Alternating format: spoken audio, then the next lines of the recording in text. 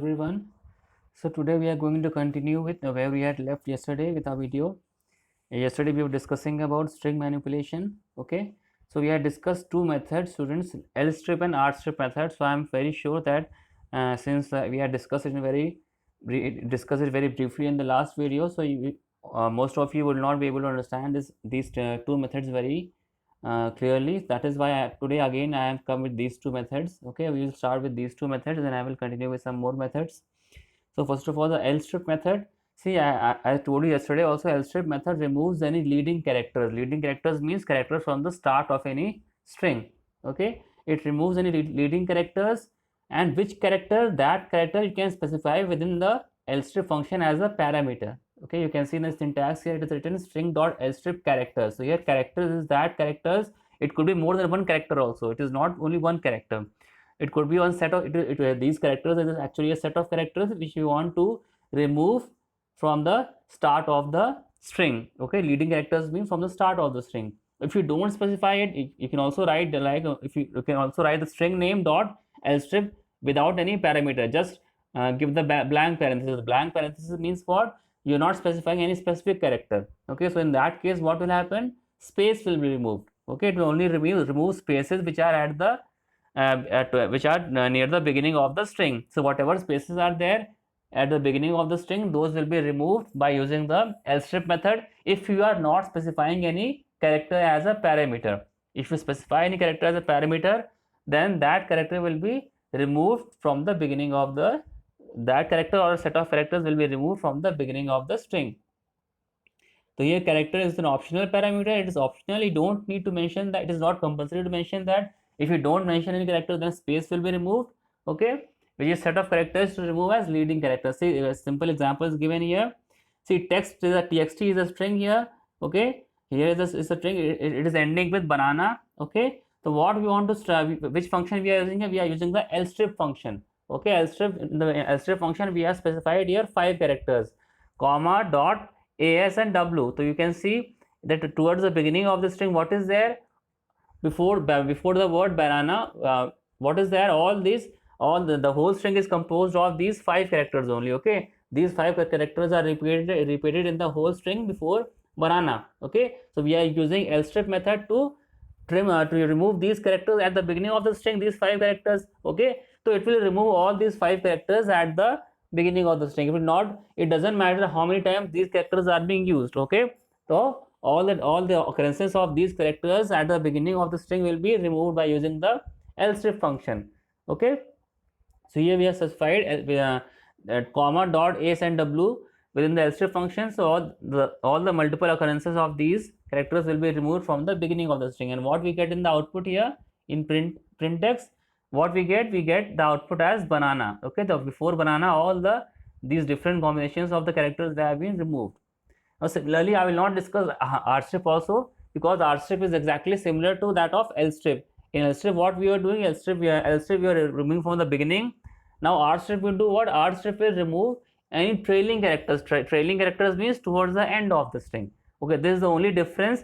Rest all the whole purpose and usage is the same. Okay, the only difference is that in the position from which it removes the characters. L strip removes from the beginning of the string, and L strip removes from the beginning of the string, and R strip removes from the end of the string. Okay, if you don't specify anything, then space will be the default trailing character to remove. If you don't specify anything as a parameter, then space will be removed from the end of the string. Okay, now we come on to some more methods here. Okay, like ends with. See, ends with method is used to check whether a string ends with a substring s1 or not. See, we have a string here and we are specifying a substring. We want to check whether this string is ending with the substring s1 or not. S1 could be any substring. So if it is, it will return true if the string is ending with a substring s1.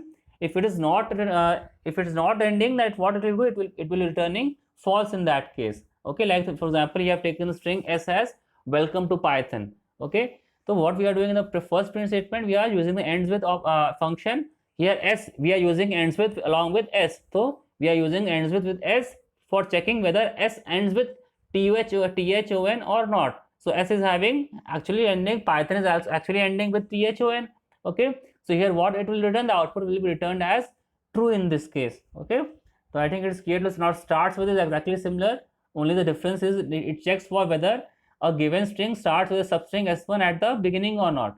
Okay, you can see here we are used s dot starts with, okay, s is our string welcome to Python. Okay, but here what string we are checking for? We are checking for good.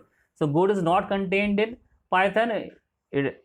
Forget about starting with, it is not even contained in the string s. Okay, it is not a part of the string substring. This is substring is not a part of s here. So what it will return? It will return false in this case because the string s is not starting with the string good. Okay, now the third one we have used a find function. See, find function is used for finding the lowest index from where any substring s1 starts in the string. Okay, lowest index means what? The first occurrence. Okay, lowest index means the first time where from wherever the substring occurs in the string, that index will be returned by the find function. Okay, if the string is not found, then it will return -1. Okay, now for example here in s we have used a find function to check for come. We are using find function to find come here. So come is not contained here, so what it will return? It will return no, so sorry, come is there in the this come is being contained within the word welcome here. Okay, so what happens? This come sees it sees the first letter of the string come. So what is the index of c here? It is 3. Okay, the first occurrence of the first and the only occurrence of come in this string is at the third index. So what it will return? It will return the lowest index of occurrence, which is 3 in this case. Okay, it is another point to note that it is the only occurrence of come here. Okay, we don't have any second occurrence of come in this string. Okay, but the lowest index means the starting index of that from where s1 start, from where the substring starts is 3 itself. So it will return 3 in this case. Okay, now we have to find become. So now come was contained here, but become is not contained this string. Okay, that is why what it will return? This find function return -1 in this case. Now rfind is another function. What it is doing? This method is returning the highest index from where s1 starts in the string. See, s1 is a substring which may be having more than one occurrences. Okay, so what happens if, see for example here o is a substring, and what is a substring? What we are checking here? We are checking this in the string s. See, this s is having multiple occurrences of o, isn't it or not? See, first of all, o is coming on which index? It is coming on the 4th index. Okay, then 5, 6, 7, 8, 9. Okay, first is the 4th index, and 5, 6, 7, 8, 9. So then the 9th is the second occurrence, then 10, 11, 12, 13, 14, 15. Okay, the 15 is the last and the third occurrence of o in the string s. So rfind will return the highest index. Okay, highest index means it would be the index of the last occurrence. So you can say the index of the highest occurrence. Okay, highest occurrence means for whenever the string occurs for the last time in the string that will be its highest index. Okay, that index will be returned in the written by the rfind function to us. Okay, so in this case what will the rfind function return? It will return 3. Sorry, it will return 15 because 15 is the last occurrence of o in the string. Okay, then now we are using the fourth function, which is the count function. See, one more fifth function. Count function is what? As the name indicates, it returns the number of occurrences of any substring in the string. So now it will count how many times o. For example, you are writing here s dot count o. It means that you want to find how many times o is occurring in the string welcome to Python. So as we have seen also, it is occurring for 3 times. So here count function will return 3. Now we come on to tuples. Okay, so what is a tuple? A tuple is sequence of immutable objects. It is just like a list. Okay, what is the difference between list and tuples? Lists are mutable, but tuples are sequence of immutable objects. Okay, now difference between the tuples and the list is that tuples cannot be changed, unlike list. This all of you know. Lists use square brackets, whereas tuples use parentheses. So this is one difference between the two also, that lists use square brackets for enclosing the sequence values, while tuples use parentheses. Okay, tuples are enclosed in parentheses. How do you create a tuple? A tuple is enclosed in parentheses for creation, and each item is separated by a comma. Okay, like for example here, this is a tuple. The step1 is a tuple which is having 4 elements in the sequence. Okay, comp sc info practices 2017 and 2018. Then tab2 is also a tuple which is having 4 numerical types of values. Okay, all these values, whether they are numerical or they are string values, they are separated by commas. Okay. Now indexing of tuple is just similar to indexing of a list, which means it will be the index will start from 0 up till n minus 1 in the forward direction and -1 to -n in the backward direction. Now how to access values from tuples? See, we are using the square brackets for slicing along with the index for indices to obtain the value available at that index. Okay, so like we were using that in string and list, here also what we can do, we can use slicing to get a portion of the tuples, get some specific elements of the tuple, or what we can do, we can also specify, if you want any specific element, then we can specify the index within square brackets to access that specific element of the tuple also. Like for example, here tup1 is one tuple which we have discussed, tup2 is the second tuple which is here, it's having 6 values. Okay, so here what we are doing, we want to print tup1 0. tup1 0 means what? See, tup1 is the name of the first tuple, 0 within square bracket denotes the first element of the tuple, which is comp sc in this case. Okay, now in the second print statement, what we are doing, we are specifying a slice of tuple. Okay, 1:5, this range which we are specifying within square brackets, it is the slice. Okay, slice range. So what it means, you want a range to start from the index 1, it should be up till 4, means less than 5. 5 is the last range, means less than 5, which is 4. So 1 2 3 4, these 4 types of 4 elements we want to have in the this, we want to print from this tup2 tuple. Okay, the tup2 tuple, the first the element as index 1 is the second element, which is 11, then 22, 44 and 9. These 4 elements will be there in the output. Okay, and the fifth element is outside the slice range, so it will be ignored. Okay, now iterating through a tuple, how you can iterate, it is very simple. Elements of the tuple can be accessed sequentially using a loop. Just like we have been using these loops in strings and lists for iteration, similar manner it will be used in tuples also. Okay, like for example, tup is equal to 5 11 22. See, this 5 11 22 is an example of a tuple. Okay, now again what we are doing here, for I in range 0 comma len tup. See, len is a function which is used for calculating, for counting the number of elements in the tuple. So here what will length return here? Len function will return the length as 3. So range will be 0 comma 3. Okay, which means 0 1 and 2. Okay, and here it is also having, so here I is actually indexing, I is here used for the indexing the this I range is provided for indexing the elements of the tuple, because the indexing here is from 0 1 2. So here this range we are providing in the form of this variable I, which is being iterating in the range here. Okay, this I will iterate in the range 0 1 2, which will also be the range of index values of tuple. Okay, so here what will happen, in the first I will take the range the value 0 in the range, so it will print 5, then it will take one range, so it will print 11, and the third iteration I will have the value 2, so it will print the corresponding value of the second index, which is 22, and in the case of this tuple. Okay, now updating a tuple. See, all of you know that tuples are immutable, so we can't change the elements of a tuple. Okay, that is why we can't change the content of tuple. The alternate way to change it is to take the contents of the existing tuple. So you want to change any tuple, then what we can do, we can change the contents of one tuple and we can create another tuple with the previous content of that tuple along with some new content. So we can create one new tuple by adding some content to a existing tuple, but we can't modify the tuple itself. Okay, we can take the content of that tuple and we can create a new tuple by mixing it, by merging it with some new content. So that is possible, but we can't change that original tuple by itself, in itself. Okay, like for example, we are having there are two tuples, tup1 is equal to 1 comma 2 and tup2 is a and b. Okay, so we can't change any of these tuples to change these values. Okay, but what we can do, we can create a new tuple which is named as tup3. So what is tup3 doing? It is actually taking the values of these two tuples, it is joining them. So the tup3 will now have the values of both tup1 and tup2. Okay, now when you print tup3, then what will happen? It will have the values of both tup1 and tup2, 1 2 a and b in this sequence. Now you know, and I think all of you understood how we can update any tuple. Now deleting a tuple element. See, like updation, deletion is also it is not possible of any particular tuple element. Particular tuple elements can't be deleted and they can't be updated also. Both updation as well as deletion of tuple elements is not possible. Okay, but what we can do, we can shift the required content to another tuple after discard of unwanted content is possible. It means that if you want to have, see for example, here we are having tuple1 is having 3 elements, 1, 2 and 3.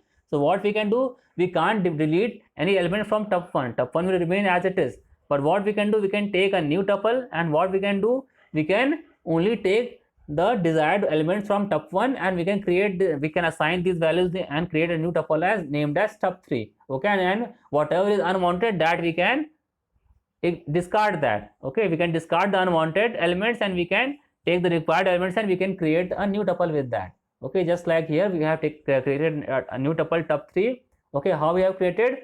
By specifying by joining two slices of this tuple tuple1. Okay, first in the first slice of tuple1 we have specified range from 0 to 1, which means only with the first element, the only 0 index element, and plus we have written tuple1 to then colon blank. Colon blank means what? After we want all the elements starting from the range 2, but here what we are having range only till 0 to 2. It means that we want in this slice will again yield you only one element, which will be the last element or the element with index 2. So first slice will give you the element with index 0, which is the first element, and the second slicing will give you the element with the index 2. So it means that we will be getting 1 and 3 with the 2 elements, and this plus operator will join these 2 elements. It will create a new tuple, which is named as tuple3. So when you print this tuple3, you will get the 2 values of 1 and 3. 2 was not desired by us, that is why this value was discarded by creating the new tuple tuple3. But if you want to delete this value 2 from the tuple 1 itself, then it is not possible. Why? Because tuples are immutable. Okay, yes, but one thing is possible. If you want to delete the entire tuple, then you can do so by using the del statement. Using del statement, you can delete the full tuple. The entire tuple can be deleted, but its specific elements can't be deleted or updated. Now some basic tuples operations. Okay, now length, I have told you, it will give you, it provides the length of the tuple. Okay, here there are 2 elements, so it will be 2. Okay, in this example, now again plus operator used for concatenation or for joining 2 tuples. Okay, like we have seen in the previous examples also. Then star is a repetition operator. Like if you have written CS comma, if this is the tuple of only one element, and we use this star operator on any tuple, then what will happen? All the elements will be all elements of the tuple will be repeated for the times, or for the number of times which is specified after the star operator. Like we have specified 2 here. Now so now this element, this CS element in the tuple is being repeated for 2 times. If you have written star 3, then what will happen? This CS will be repeated 3 times. Okay, in this way this star operator is used for repetition. Now in is again a membership operator. What it does, it will check whether 5 is present in the tuple or not. So here it is not present, so it will return false. Now for iteration, again we will use the for loop here for x in 4, 2, 3. Okay, so here x will take the values 4, 2 and 3 in one by one in succession in all the iterations. Okay, and then here what we will print, we are also printing x. Okay, so what will happen? Whatever is the value of the tuple, all these values will be printed by the loop one by one. Okay, so we will get the result as 4, 2 and 3. Now some functions and their descriptions. Okay, so now tuple's function is used for, see, if you have any other type of sequence, like if you have a list or if you have a string and you want to create a tuple from that, then what you can do, you can pass that tuple, pass that sequence into a tuple. So what will that tuple do? That tuple will convert that list into a tuple. That sequence you can pass it within the tuple function. That tuple function will be created into a tuple. Okay, now min function used for what? It returns the item from the tuple with minimum value. See, a tuple is a sequence of values, so some value will, there will be one value whose value will be highest, it will be the maximum value, and there will be one value whose value will be the lowest also. The lowest value will be the min value. Okay, the min function will return that item from the tuple which has the minimum value, and the max tuple function or max function will return that item from the tuple which has the maximum value. Okay, now again alien is a function which gives the total length of the tuple, means the total number of elements in the tuple. Now CMP is another function, tuple1, tuple2. It is a function which is used for comparing the elements of both tuples. Okay, so here what is done, this comparison function will return 0, 1 and -1 depending on the result of the comparison. Okay, if tuple1 is greater than tuple2, then what will happen? It will return 1. If tuple1 is less than tuple2, it will return -1. If tuple1 will be equal to tuple2, then what it will return? It will return returning 0. Okay, in this way, this comparison operator is returning different value as per the comparison of two tuples. Okay.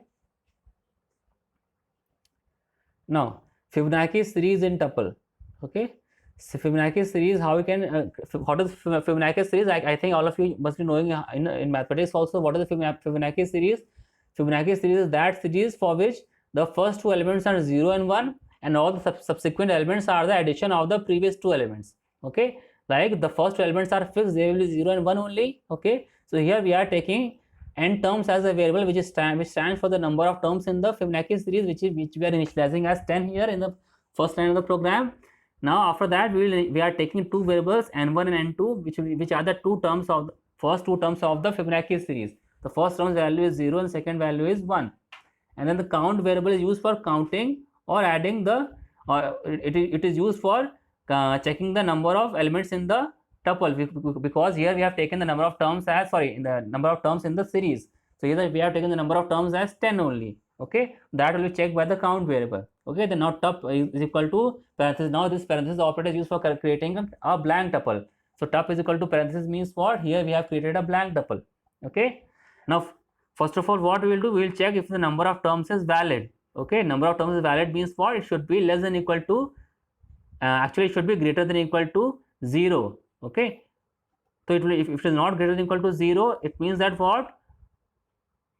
Actually it should be greater than 1 only. Okay, sorry, it should be greater than 0. It should be some positive value, because 0 elements means what? There are no elements in the Fibonacci series, so the Fibonacci series will have no meaning. So it should be greater than 0. But what if it is not greater than equal to greater than 0? If it is less than equal to 0, it means what? It means what? That we haven't specified the correct value for n terms. Okay, what you can print here, you can also print please enter a positive integer. Here actually what I have done, I have specified a value, but what we can do, we can use the input function for getting some value, the number of terms in the series from the user also. In that case n terms will not be initialized as 10, but you can also use the input statement for entering some value also. Okay, now here you will print the positive integer. Okay, then what will happen? See this again we are checking if the n terms is equal to 1. N terms is equal to 1 means elif means what? In else if, in the else part of else part of if, we have again specified the if condition using elif, and what we are checking here, if n terms is equal to 1. Is equal to 1 means what? There is only one term in the series. Okay, so it means what? There are only one element means what? The first element is sufficient. It means n1 is the only element in the series. So what we can do, for printing the series printing only n1 is sufficient. Okay, that is why after that what we are printing? We are printing here n1 in the second print statement after this. Okay, print Fibonacci sequence up to n terms. Okay, here n terms is the number of terms. If it is 1, you will print Fibonacci sequence up to 1, and then what you will do, you will print the first element which is n1 in this case. Else means what? It is the else of elif. Okay, in the else part what happens? Else part, when will else part be executed? This else part will be executed when the value of n is greater than 1. Okay, else means what? It is not equal to 1. Okay, so what it will be? It will be greater than 1. Okay, in that case what is there? It means that there are more than one elements in the Fibonacci series. So what you can print? You can print all those elements by using a while loop. Okay, what first of all print a message there that Fibonacci sequence up to n terms, or you can say 3 terms, 4 terms is, then put us then after that what we will use? We will use the while loop here. Okay, while count is less than n terms. So this while loop condition is based on the number of terms in the sequence or in the Fibonacci series. Okay, it is only, this while loop is only counting the number of terms. Okay, and what we are doing with it, what we are doing inside the loop, we are performing some calculations. What calculations? The actual calculations for summing the two elements and generating the elements of the series. How the elements are generated? See, in this what we are writing, tup is equal to tup plus n1. So n1 comma is what? N1 comma is a tuple with only one element, which is n1 in this case. Okay, so n1 is the first element. Okay, so what is actually here? Tuple is the empty tuple, and this n1 is a tuple with n1 is a tuple, and this n1 comma is a tuple with a only single element, which is n1. So what we are adding, this tup is equal to tup plus n1 will give you a tuple with a single element which is n1. Why? Because tuple was a blank tuple, and here this n1 is a tuple with a single element n1. Okay, when you add these two, what will happen? We'll get a tuple with single element which is n1 in this case. Okay, now what we have to do? This nth means what? This nth is the new value of the term. This nth will be what? It will be n1 plus n2, because we have told you what is the feature of this Fibonacci series. Every next element will be the sum of the previous two elements. So for the finding out the next element, we have to sum n1 and n2 here. Okay, now we have to update the values in the loop. If you don't update the values in the loop, then what will happen? Every time, for every iteration, what will happen? We will have the same values for n1 and n2, and what will happen? All the elements in the series will have the same value. Okay, if you want to keep on generating different values in the series, then it is very important that we have to update the values of n1 and n2 before going on to the next iteration. So how will you update them? We will update them by assigning n2 and n1. Now n2 will become n1. Okay, but because we have to move forward by one element now. So the second element, which was up till now the second element, now it will become the first element. And what does the second element become? The new element, the new term which I found out, which is the nth variable. That nth variable will now, that nth term will now be assigned to the second term. So the second term will now become the third term. The new term will now become the second term. Okay, and the second term, which was previously second term, it will now be assigned to the n1. It means that now we are forwarding by, now we are moving forward by one element now, so which was the second element in the previous case. Now it will become the first element, the first term to be added, and the new term which we have just added and found out, that is now the second element. So now what will happen in the next iteration? Again we will add these two numbers, and again nth will now contain one new element, which is the new element of the tuple. Okay, so now count again, the count also has to be increased by 1, otherwise what will happen? This loop with this Fibonacci series will become an infinite series. If you don't update the count variable, then this condition will always be specified. The while condition always, count variable will always less than the number of terms, and that is why this loop will continue infinitely, and we will get an infinite series. Okay, so since we don't require that, so we are also updating the count variable here. So in this way you can generate the Fibonacci series here. I hope it is clear to all of you. After your while loop is ended, we can also print the final tuple. Okay, now in the next video we will start with dictionary. Till now, till then, goodbye to all of you.